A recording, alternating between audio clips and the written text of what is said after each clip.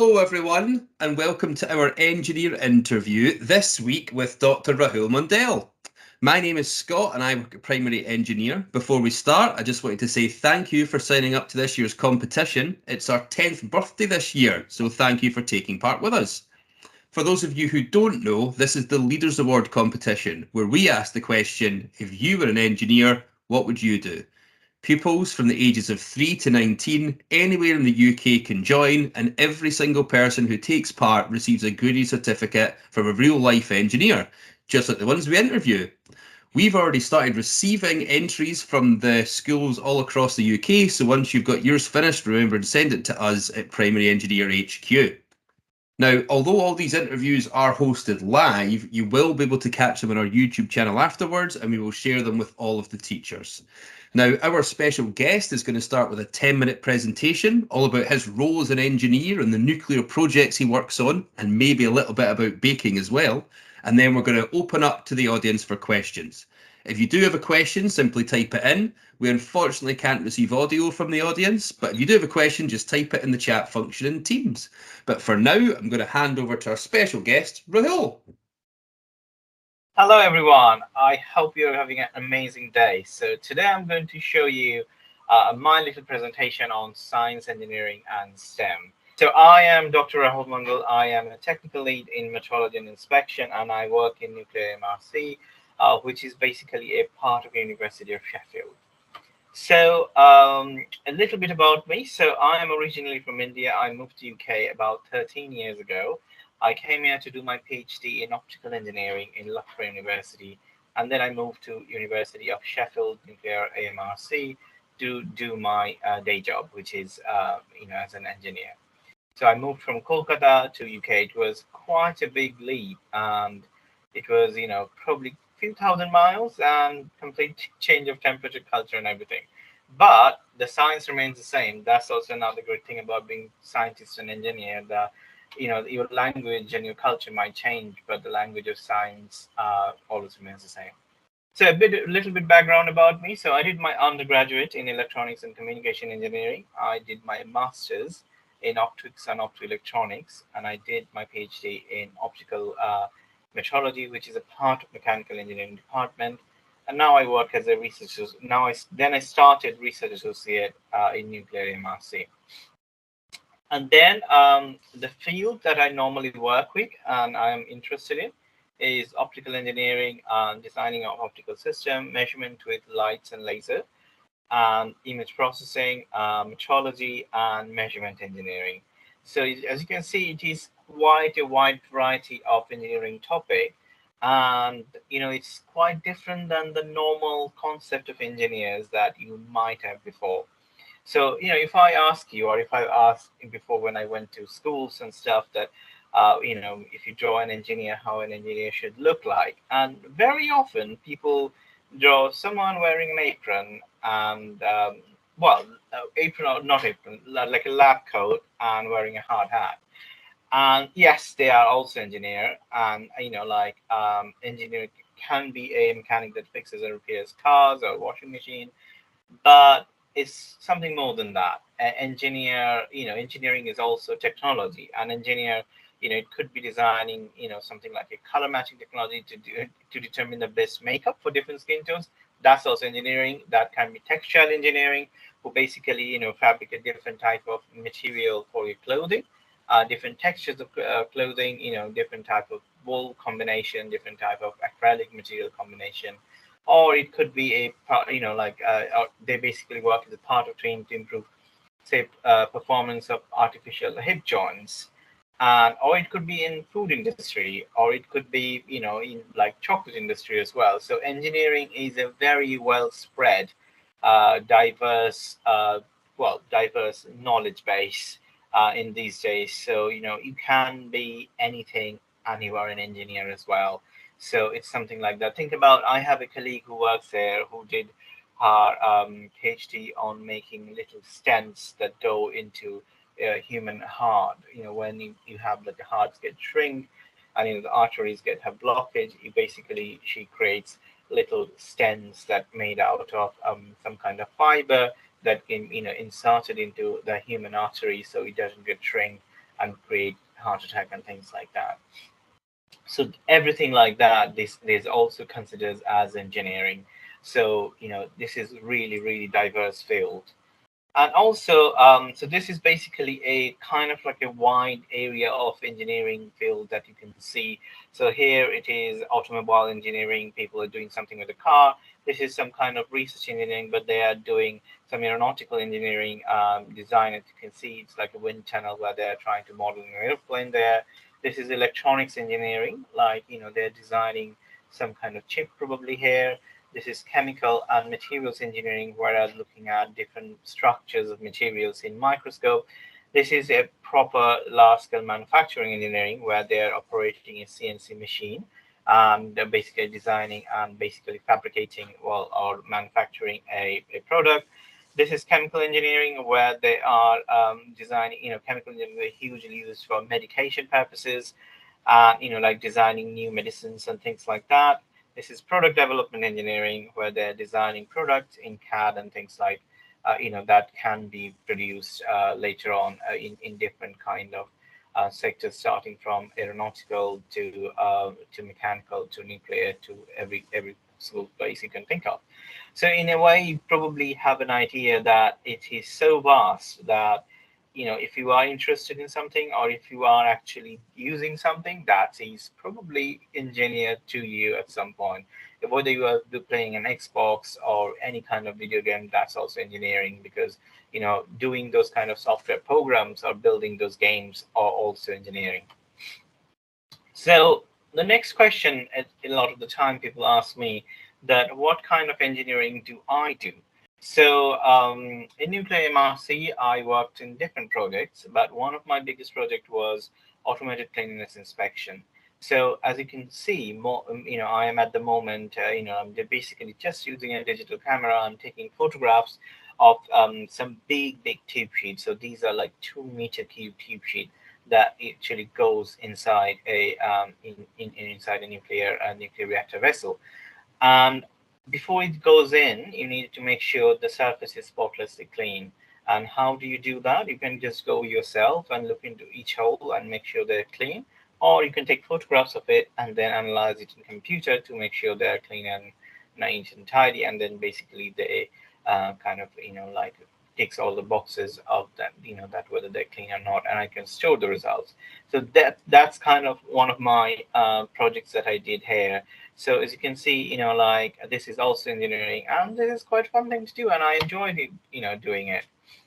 And so this is like a part of the software that I developed. So this is one of the images that I took on the left hand side, and then the software process the data, and in the right hand side it kind of creates a result, and it kind of highlights the area they're not clean, and then when you calculate all the threshold limit and everything, then it basically says the sample need to be cleaned. So as you can see, it is quite a useful tool when you are thinking about cleaning this huge big this kind of tube sheet. So these are like a proper big scale pictures of those. So you can see there are like thousands of holes in it. In a big like a steam chamber, you have at least 10 or 12 of those big sheets. And it's just literally impossible. And it's not impossible, it is possible, but it does take a huge amount of time for one or two people to do it, like one at a time. So in that way, an automated system just makes things easy. And what does engineers do? It just makes your life easy. So this is a part of engineering. And so this is, how the whole thing looks at in the right, and in the left and in the right, you can see, the inside it when you actually attach different rods to it, how it actually looked like. And also, along with fun, engineers do have fun too. So I like traveling, I like a bit of baking and cooking, and probably some of you might recognize me. I was in Great British Bake Off 2018. So, I do a bit of outgoing activities as well. I do like gardening. I do quite a lot of STEM activities. I like to work in teams, and I like problem solving. So there is a lot of variety of things engineers do like, and they're fun too. And so this is my last slide, and I just wanted to talk about it. So a lot of the time people ask me, for engineer, what is the most important thing to do? I think for any engineer, it's just really important to question things. If something is happening around, you need to question why this is happening, how this is happening, or how can you make it better and quicker and things like that. And also the other important thing is trying new things. So first it is important to find out what you like most, and then question yourself, do you like to do new things, or do you like to do always the same thing that you always have done? And also science, and think about science and engineering is part of our everyday life. So you know, and also in everyday life, you get introduced to different things, different kind of technology every day, whether it's a new phone, a new app, or anything like that, and you enjoy it, right? So if you enjoy that, then you probably will enjoy maybe a new subject to study. So it's really good to try new things.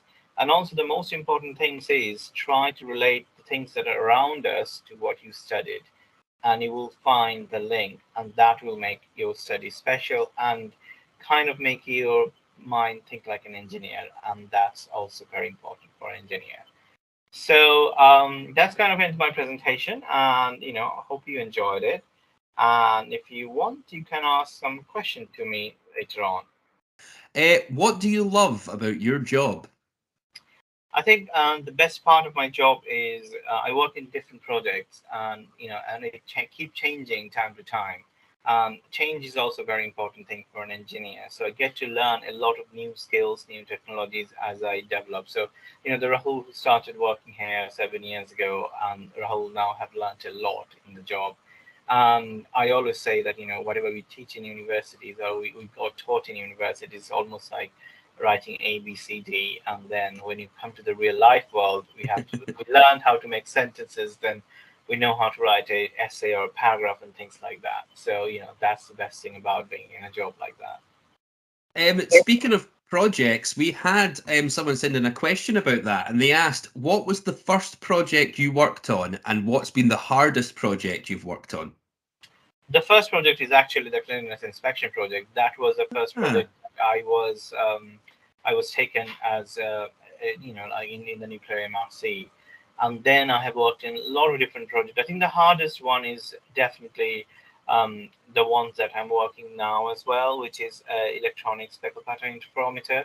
So you mhm. basically measure stress built up in a material after it's been machined or welded, like the internal Oh, stress using interferometry. It's quite a tricky thing to measure because you are thinking that you are going to measure deformations that is in micrometer level. So think about a deformation in a material that is almost about the thickness of your hair. So it's wow. just really, really, minute. So definitely that is one of the hardest projects that I've worked on, and I'm still working on it. So yeah. Yeah, that sounds quite tricky. So we've got a few questions coming through in the chat here, and the first question is from Andrew, and Andrew asks, what would happen if those panels are dirty? Well, when you think about one of the, anything, any nuclear reactor, when it starts life, it usually stays on for 60 to 70 years, maximum, and minimum 30 to 40 years. So it's a very long time. And so you need to make sure when it goes in, it's actually perfectly clean. If not, that any kind of uncleanliness will kind of give rise to some kind of, some kind of imperfections, or later rust, or some kind Ah, of damages that can be scratches, that can lead up to scratches, and sorry, rust and other kind of measurement, or the heat transfer problems. So that's why you need to make sure that it's spotless and clean when they go in, so you can actually rely on like what's going to happen in 30, 40 years. So make it in this way: it is going to get rusted after 30, 40 years anyway, but you need to make sure that when it goes in for consider a life of its lifespan, it remains as like it. The more you make it clean, the better it will stay better for longer term. I don't know whether I actually explained it properly, but yeah. So better, well, cleaner it is at the beginning, it increases life expectancy basically. yeah, and it sounds like if you want to use something for 60 to 70 years, then you better make sure that you've got it right at the Oh start. yeah, yeah, yeah. So we've got a few questions about yourself now, Rahul. This one's from Ricky. Did you use your engineering skills in the bake-off? I did actually, like starting engineering and science skills. think about how to stack a cake, and that's about the contact points. You need to have at least three dowels in a cake when you're stacking a like a two-tier or three-tier cake. Or even in science, like when you make sure the proportion of the sponges is right, even when you are changing when you are baking in a high batch or like a huge volume. So those basic science and engineering skills definitely helped me in Bake Off. Wow, and they helped quite well by the sounds of things as well. Yeah. So we've got this question in from Jamie, and Jamie asks, what subjects did you enjoy at school that made you want to be an engineer? Um, it was quite different for me because I kind of liked all the subjects. Ah, Now, it was it was a bit interesting because I quite liked science subjects as well as I liked history and geography. I love reading history and geography, but I didn't like to read it for exams because then you get judged on how much you can remember and not yeah. necessarily, yeah, that bit. But I actually liked all the subjects. So I mean, I enjoyed reading and learning. So yeah. So was there anything when you were younger that inspired you to be an engineer? Yes, it's basically like day-to-day things, like we used to have radios and TVs, and I remember we in India, like when the TV used to have some issues or some Mhm. problems, and you call an engineer, they usually come, they open the backside of the TV, and that was I'm not saying the flat screen like very thin TVs like now. That time it was cathode ray tube TVs. They used to open up and they used to look into the TV and little transistors and little like resistors they used to change. I find it fascinating that a little change on some of the little things actually make your TV work again and you can see TV again. That is very exciting for me. So really, really, that feels like, what? I would like to learn that, how to do it. So yeah. It would be a little bit like magic. The TV didn't work, they took the back off, they fiddled around for a bit, and now the TV's on. No, yeah, yeah. And I remember like one problem we used to have in those days is if you keep another magnetic device like a radio or something next to the TV, sometime it used to have like how to say like a rainbow pattern on the sides of the TV, and Mhm. they used to bring a huge magnetic ring and move it around the TV, almost like magic. It disappear. It is so freaking awesome. I mean, it's just like, oh my god, that's amazing. So those are the little things that does kind of make you feel like, oh, this is amazing. So Yeah, yeah, that is pretty cool, and it's obviously stuck with you as well over the years. yeah. Um, I definitely enjoy those bits. Yeah, yeah. so we've got a question here from Roxanne, and I think it slightly relates to something you were talking about in your presentation about teamwork. What is it like working with other engineers? Do you always agree, or what happens if you don't agree? How do you come as a team to the right decision? Well, that's a very good question because like when you are doing a really big project and it have different aspects to it, you probably or think about you are building a big nuclear reactor like that. You need every part of the engineering there. You need welder, you need machining people, you need manufacturing people, you need product designing people, and all of them need to do their own bit properly. And at the they probably have to have like a weekly meeting to sit down and like discuss their plans to make sure all the plans fits perfectly. And in a way the project is not successful if all the team doesn't work together, because you just need one team to do one mistake to the whole project to fail. So in a way, to make the project successful, everybody does work together, and there is always going to be disagreement in any Yeah, kind of project, and it always happens. But this is also the role of an engineer to find the solution, an easiest solution for any problem, whether it is in engineering or making sure your colleagues agrees or making sure agrees for good. Like you need to make sure that something works. I mean, there is no point agreeing to something that is not going to work. So yeah, yeah. and respect each other. So we've got more questions about yourself and working as an engineer. So you said you like problem solving. So Rachel asks, do you find yourself thinking of solutions to problems in day-to-day life that you wish you could invent? Well, it's a tricky one because in a very strange way, when you do face a problem, that kind of make you to think in a different way, and that kind of makes our life better in a way. So in a very strange way, if you don't have any problems, or if you don't face any problem, you probably wouldn't. You would just stagnant in a life situation. You kind of need problem to inspire you to make yourself better and your life better. So definitely, in a very weird way, I think problems are not always bad. So we've got a few questions now that are coming in a little bit about the future of your industry and maybe the future of the planet. So the first one is, will nuclear power still be needed in 30 to 40 years, and how might it be different in the future?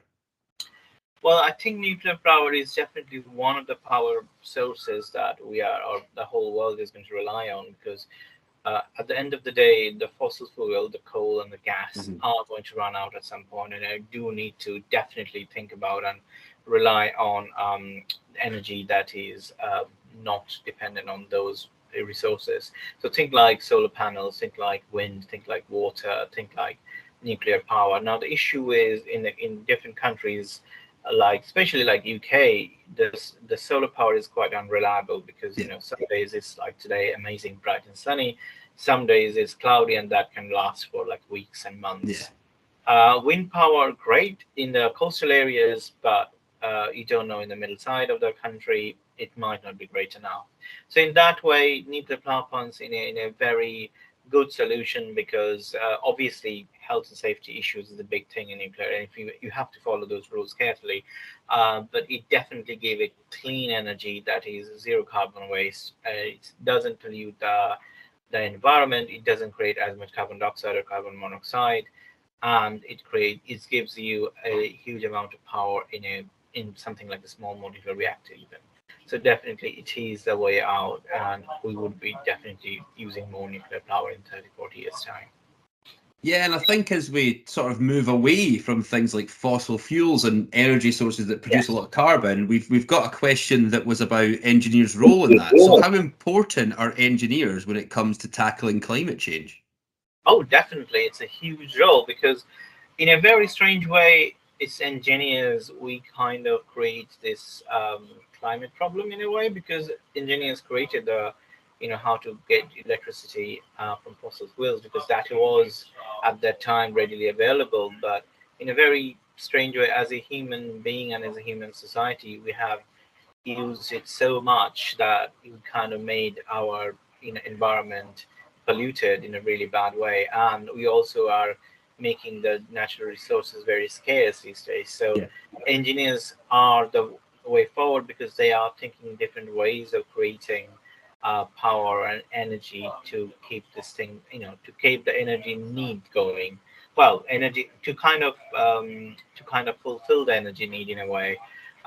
So whether it's a hydropower, or whether it is like power from nuclear or solar, or you know countries like India or southeastern countries, or the countries near the equator, they probably would benefit more from solar energy, because they have longer days, and they mostly have like sunny days every single day.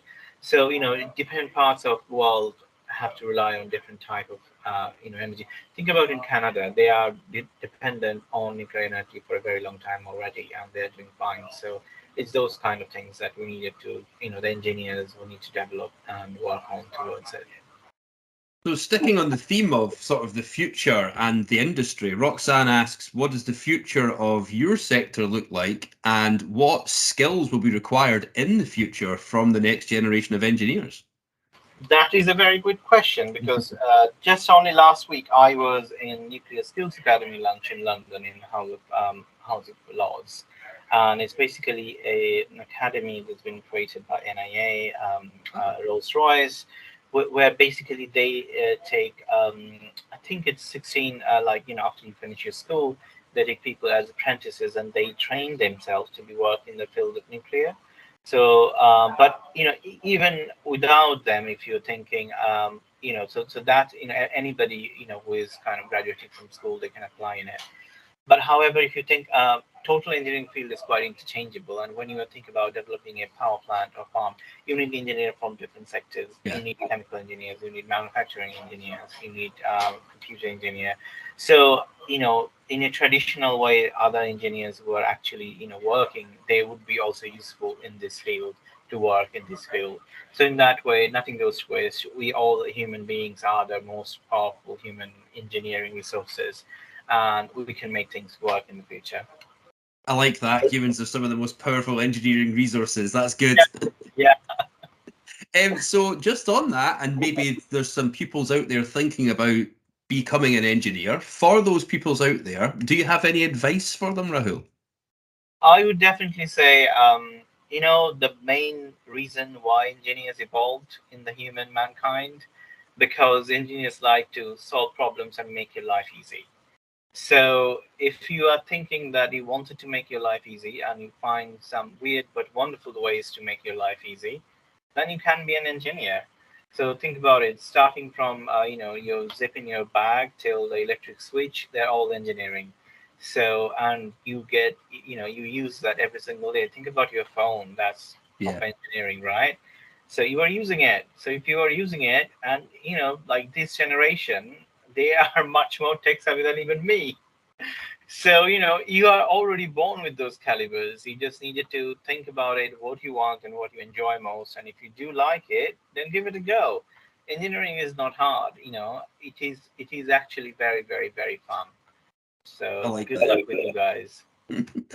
So we've still got time for a couple more questions. So if anyone out there is sitting on one, please type them in. But this question comes from Roxanne. What has been your proudest moment to date, both in engineering and your best bake? Well, I mean, getting my PhD was definitely one of the proudest moments. And also, for baking, I would say, I didn't feel it that time, but I think definitely being on Bake Off and um, just being winner of the Bake Off. I mean, I think I enjoyed the main Bake Off, yes, true, but I think going back again for the New Year Bake Off and winning Mhm. that was definitely one of the proudest moments. Do you So have a favourite bake from your time on Bake Off? I like quite a lot of different bakes, but definitely like the final bake, which was the. I know it looks like a mess, but it is actually like we needed to make like an edible dessert landscape where you needed to have like three different baked items. So mine was like a lot of different bakes together. I think it was Proudest because I obviously lost a lot of time because the glass jar exploded, but I still managed to finish it, and that's why it was one of the proudest moments of my life. Brilliant, love it. So we've just got another time for a couple more questions. This one again is about engineering. You've worked on so many different and exciting projects. What is it about engineering that keeps you excited?